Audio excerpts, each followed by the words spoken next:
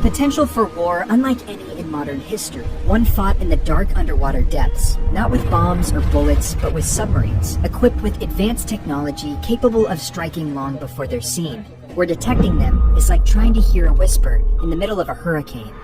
I was given the rare access to embed with the forces on the front lines. Over the next 3 days, I'll be taking you inside a German submarine, flying aboard a US Navy P-8 Poseidon, and sailing on a warship with the Royal Netherlands Navy. These are the waters of the Greenland-Iceland-UK Gap, one of the most strategically vital corridors on Earth. During the Cold War, it was the gateway for Soviet submarines trying to slip into the Atlantic. And today, with Russian sea activity on the rise once again, NATO isn't taking any chances. To prepare for that possibility, NATO is conducting a large-scale exercise known as Dynamic Mongoose, a 2-week operation where warships, submarines, and military aircraft from across the alliance converge off the coast of Iceland to train for one of the most complex missions in modern warfare: detecting and neutralizing enemy submarines. This is really the cradle of anti-submarine warfare. We work with so many different partner nations. And what we want to do is improve our defense posture. This is a war game very few outsiders have ever witnessed, and a fight that NATO can't afford to lose.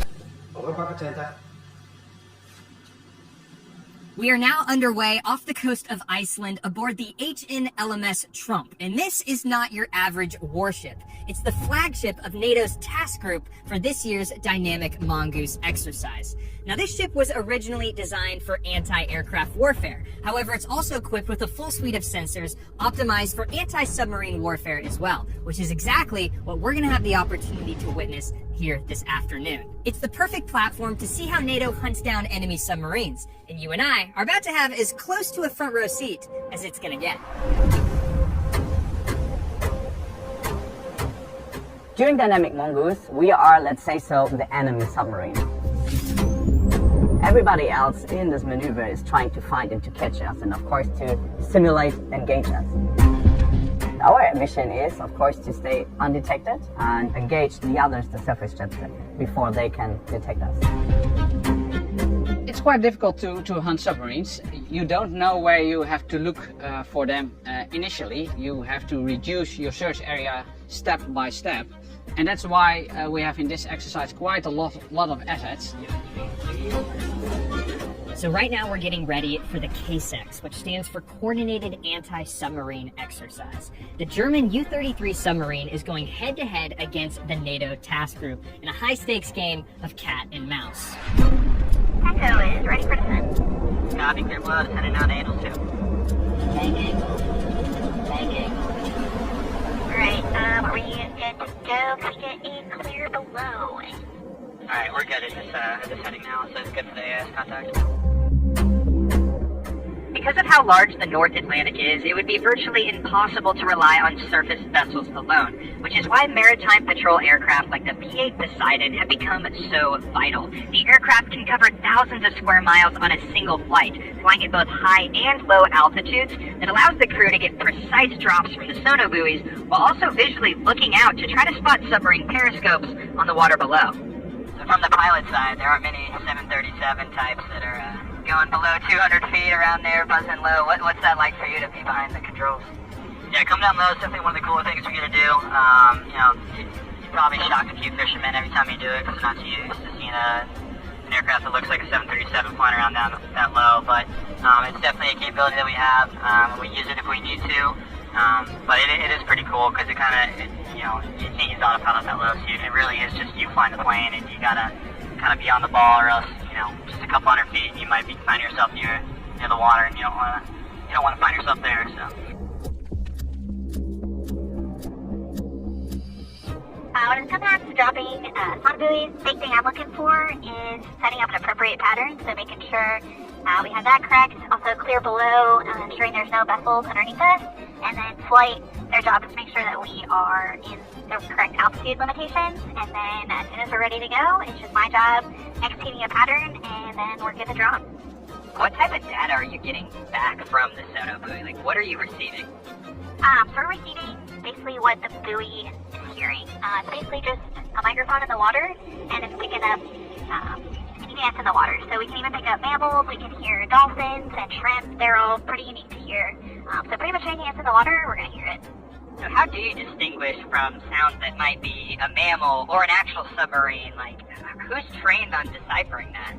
So that's actually our acoustics operators. So we have 2 of them on the board, or on the plane, and that is what they're trained to. They have our grams. They're the ones who interpret all of the data that comes up from the sonobuoys, and they're the ones that tell me, yep, this is a submarine contact, or no, this is a mammal, we're tracking a whale kind of thing.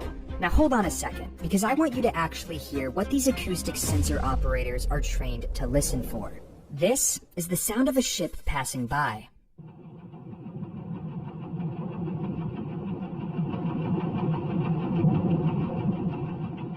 This is the sound of a whale.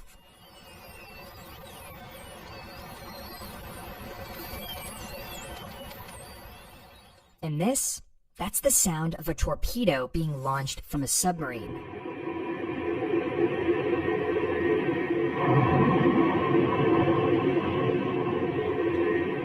Now, of course, the exact signature depends on the depth, distance, and where the sonobuoys are being dropped, but how incredible is it that someone's entire job is to sit in the back of a P-8 and identify threats just by sound? It's gonna be E9.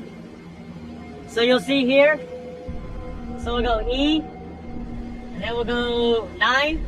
So it tells us it's this first guy. So we're going to Yankee. A lot of safety features. This has to be down. And then this will lock in there. From E9, confirm 1. To spot 1. So I'm confirming right now it's on spot 1. Yep. Spot 1. Okay. First thing we'll do is we'll move the bandolier handle. Put it into the open position. This plane will be forward. It's best to set it in the bottom first. And as you can see, this little bracket will sit under here. So I always use my knees. Give it a little wiggle, and now you can see it's not moving, so it's telling me it's set. Lever, yet again, little wiggle, now it's set. Close that, good to go. Alright, are we clear below? Clear below. Execution cleared. Alright, fairly looking at the back, got buoy available. All you guys. Okay, in the front. Buoy away. Now. Well, exercising is important. It's never good enough. There's always margin to improve. And that's basically what we're looking for in the upcoming weeks. And my expectation is that we'll start out all right, but at the end of the exercise, I want us to be brilliant. So what's the goal when you're in the submarine? Is it to not ever surface? Because then you were saying you can see the drag on the periscope. Like, what are you thinking when you're underneath water? So basically, to gain intelligence and to gain information, you have to have a periscope up, and you can get acoustic information. You can do stuff like that, but to get proper information, if you're gathering intelligence, then you need to have a master. But you absolutely don't surface the submarine. But the whole point of being a submarine is you've only got that tiny little sensor which you're putting up, and no one can really detect you because most of your body is underwater, and it's so difficult to start detecting things underwater, which is why it's such an effective deterrent of having a submarine at sea. But it's not just the ship at work. Helicopters, like the Lynx Mark 8, are a critical piece of the puzzle.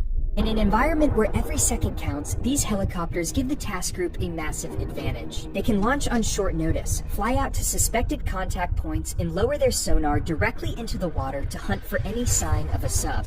The sonar sends back real-time data, which is then relayed to the ship and the rest of the NATO force, allowing them to zero in on a target. It's this kind of teamwork between ships, aircraft, and helicopters that makes exercises like Dynamic Mongoose so valuable. No single platform can do the job alone. It takes coordination, constant communication, and a crew that knows how to adapt, because in the real world, submarines don't wait to be found. So the next thing we're going to witness is what's called a winch exercise. This is where an Icelandic helicopter is going to hover over the German U-33 submarine, drop down their ropes, and then hoist a crew member all the way up into the helicopter and then back down. Personnel recovery is another huge part of NATO's mission. Whether it's rescuing a downed aviator, recovering an injured crew member, or just transferring personnel from ship to ship.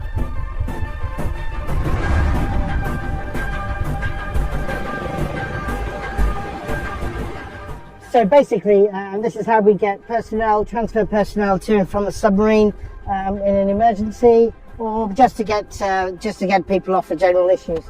When you've been flying in a helicopter for a while, you get a build-up of static electricity, and we have to ground the winch as it comes in. And they'll stick up a big yellow pole, which has got a big bit of grounding strap on it, and that will hit the winch so they don't get a massive electric shock.